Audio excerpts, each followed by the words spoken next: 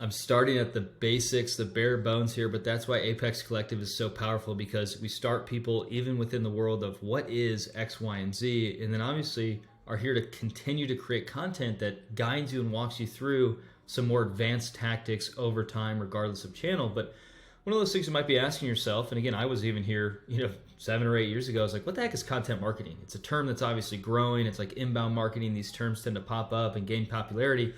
It's relatively simple. Content marketing is a strategy that involves creating and distributing valuable, relevant, and consistent content to attract and retain a clearly defined audience. The long-term goal, of course, is to ultimately drive a profitable customer action. Unlike maybe paid ads or direct sales outreach, where kind of the response of a tactic is relatively quick and kind of binary in terms of, are we getting leads or are we not? Content marketing can be a little bit more long tail, but it is one of those strategies where if your organization plans on being around for a very, very long time, which most companies I think are built with that mindset, then you've got to think about things where it's not a fat burner.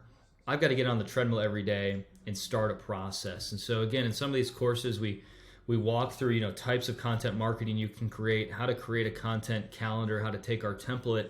But what you're ultimately trying to do, regardless of what type of content marketing tactic you're executing, is you're trying to create and distribute valuable, relevant, and consistent content to your target audience. That's the goal. Whether it's video, blogs, newsletters, ebooks, you start to learn about how, where, and when your audience consumes certain pieces of content, but that is the goal. And I always think of it as, if I'm a prospective customer, I have questions. How can I, as obviously the individual on the other side, how can I help answer those questions for my prospective customers? And then what channel do I write about it? Do I record a video? How do I go through answering? Again, it's very similar to Apex Collective. Everything in here has been something that someone has asked me at one point or the other. And again, the videos that we continue to create are usually driven by the community asking certain questions, but we create text for it. I record these videos. I might do a guide or a one-pager. I'm trying to think through on my own what types of content and how my audience consumes certain pieces of information to solve their problems as well. So think of it in that mindset as well for your organization. I get asked often, hey Zach, why is content marketing important? Why does it need to be part of our marketing mix? I don't often think it's going to generate, leads like some of these other channels. And while it might not drive leads right away, you've got to think of it as a long-term strategy. But there's kind of 4 reasons that I think through content marketing. And again, I talk a lot about the different types of content inside of Apex Collective, but the first one is, over time, it certainly helps you attract and retain a clearly defined audience. When you talk about going through your buyer persona workshop, part of that strategy next could be, well, what type of content do these personas potentially want to consume, and how can we be the ones creating and distributing that content? So if I write a blog post and I distribute it across my social media, then I get people to the site to read that blog post, then they become a subscriber.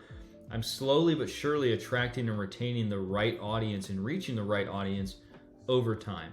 Number 2, we're all in a competitive environment. So how do you differentiate is always a question, whether it's on the sales side, marketing side, or just overall as an organization. I think providing valuable and relevant content, being the thought leader, means over time people are going to come to you more often as part of that kind of, hey, these guys and gals, they know the industry like the back of their hand. That is important, right? You're building brand equity, you're positioning yourself as a thought leader, you're differentiating yourself from your competitors who might not be doing this stuff, right? It's like, who am I going to go to? Am I going to go to someone who has their ear to the ground inside of our industry, is sharing content, is sharing how they think through some of this stuff? Or am I going to go to the organization that isn't really doing any of this?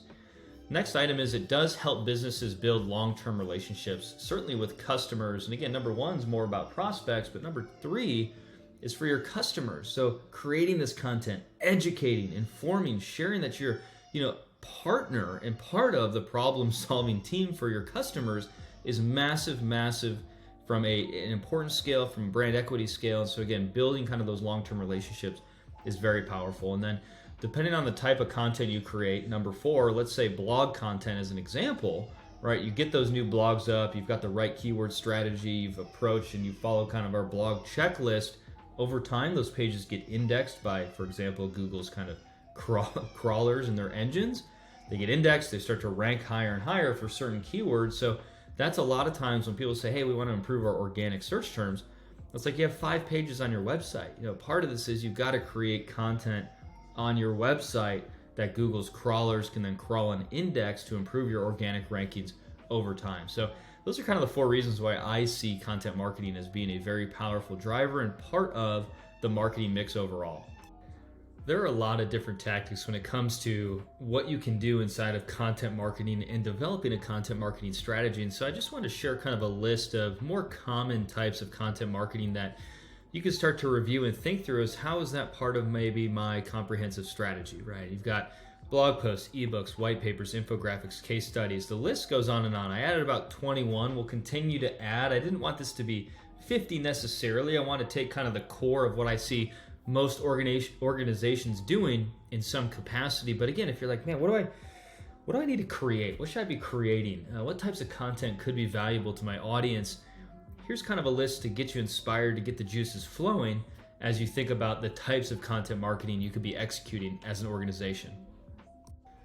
Part of content marketing, of course, is positioning yourself as kind of the authority, right? The thought leader inside of your space. But another part of content marketing is thinking about, okay, if I'm educating and informing, right, my audience, how can I drive them to take a specific action, right? And not all content is necessarily created equal. And part of a content marketing strategy is how can I create content that's not only valuable, but maybe in exchange for getting that value as a prospect, you've got to give me some information, right? You've got to send or share, your name, company name, email, right? How do I generate leads from this content? How do I get someone in my funnel? And then how do I treat them a little bit differently once they're in my funnel? So I wanted to share kind of a couple thoughts on lead generating content marketing. People ask us, like, what can I create that would maybe be interesting enough that someone would give me their information in exchange for access to that content? I think about this in a couple different ways. So, blog posts, of course, are great, both from just positioning yourself as a thought leader, of course, from a search engine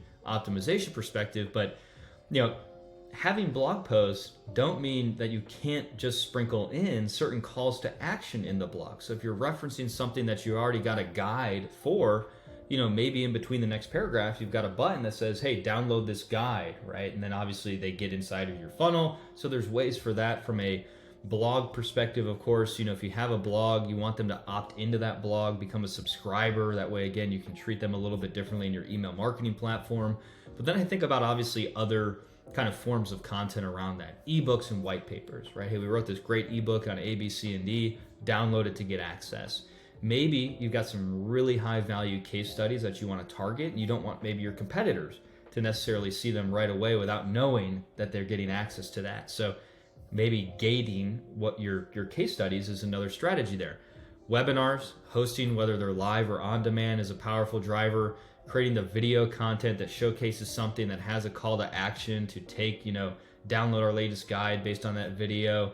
Again, I mentioned email newsletters is a great way to have a pop-up or a slide in on your website to grow your subscriber list. Then interactive content is continuing to grow. These quizzes, surveys, assessments, right? Hey, let us run a quick, 5-minute audit on A, B, C, and D. Give us some information and we'll run that audit. So there are really creative ways when you think about content marketing, not only to position yourself as a thought leader, but to generate leads as well and to get people into your funnel. And so these are just a few different ideas that you could think through as you start to develop a content marketing strategy. I wanted to provide this little checklist here to help guide and think through kind of the intent or the purpose of any blog post that you write. Obviously, you're going to kind of create the theme or the subject of your blog post, but as you go through that ideation process, this is a great little mental checklist of what topic do I want to cover? Who is my target? What's the goal of this post? So kind of what do I want people to kind of receive as part of writing this post? Is it just to educate? Does it have a desired call to action? What products or services am I specifically promoting inside of this post? What do I want people to do after this post? So hey, they read this and then I've got a call to action at the button to subscribe to, to stay up to date on more of these types of posts. Am I linking to a guide or an ebook? I talk a lot about lead generating collateral. Then some other things like, hey, do I have a featured image? And again, in the SEO section of Apex Collective, I talk about adding alt image text to any of those images. But then, hey, are there third-party links? So do I need to do some research on this post that I want to obviously link to from a external linking, again, an SEO strategy, and then is there any internal content on my website that I want to link to as well for some SEO from an internal linking? So just really kind of succinct and items to be conscious of when you're starting to think through kind of your blog posts and your strategy. There's certainly a right and wrong way to kind of develop a case study and distribute a case study and create a case study. And so I wanted to share just kind of a typical hierarchy of how you think about a case study, whether this ultimately lives kind of on your website or you create a piece of collateral off this. Again, some of these parts are kind of no-brainers, right? Your title, your subtitle, a little bit of an executive summary, kind of introduction. Then you go into obviously that problem statement, which is the core of like, hey, this was the problem that the client was experiencing. This is maybe what we analyze as part of that. This was the solution, right, that we obviously proposed or implemented. And then here were the results or the benefits, right? So that problem, solution, results is kind of the core, of course, with that introduction and overview of the client. And what you can do is you kind of take this information as you kind of fill in each one of these buckets. And if you're going to design something, I've mentioned Canva a lot because as a small business, you need access to resources, whether it's an external designer or you're trying to design this on your own. But I can search for templates in a case study. Obviously, I can change these to make them on brand, but your ability to kind of come in here and customize a template. Again, you can there's your title, there's maybe your introduction, here are the problems or objectives, solutions, and then the benefits and outcomes with a testimonial, your at-a-glance summary. You make these your own, but I want to provide a framework on how to think through good case studies and then how to build something that is repeatable, both from a design standpoint, but then from a flow standpoint as well. Again, part of building the right brand equity over time is repeating certain processes, certain documents, certain collateral. And so case studies, again, they should all look and feel the same. You don't need a case study that reads this way, then another one that reads this way. Of course, the context of the study is going to be different, but you got to keep this thing both on brand and then consistent from how you present that information. So very, very powerful within Canva. Then again, the guide we kind of have inside of Apex Collective to help with this.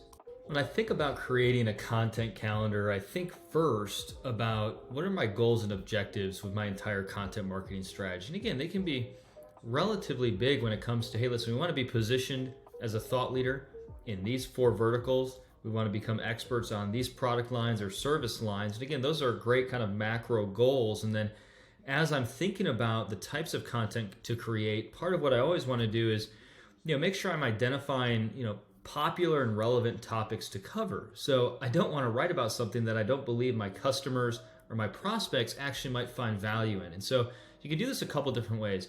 If you're looking at from a prospective side and going, what might people be finding value in? I would use Google's Keyword Planner to type in certain search terms to see if there's demand for solving that problem, right? Depending on the product or service that you offer, it could be good to say, are people even looking for what I do? Are they trying to solve this problem? And can I start to educate and inform them as to why we're the right organization, obviously, to go with, but to help them solve their problem first as part of content. The other side is talk to your customers. Carve out a 30 minutes, buy them lunch, do whatever you need to say, hey, listen, I just love to pick your brain on a few things as we think about the content we're going to create as an organization. What do you think would be valuable for you to know? Right? What are you always looking at? What are you trying to learn? And again, you start to maybe pull in certain data points across those conversations that help inform the type of content you need to be creating.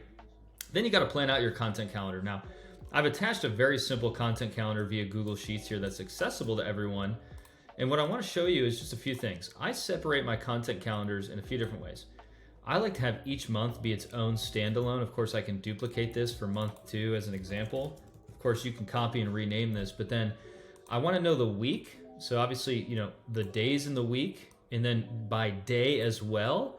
I've got my social media posts, my blog posts, my email campaigns, my webinars, collateral, podcasts, right? Now, this is where you've got to decide, given your budget, your internal or external capabilities, and pair that with obviously the content you believe your audience wants to consume, what you need to add as part of your content calendar.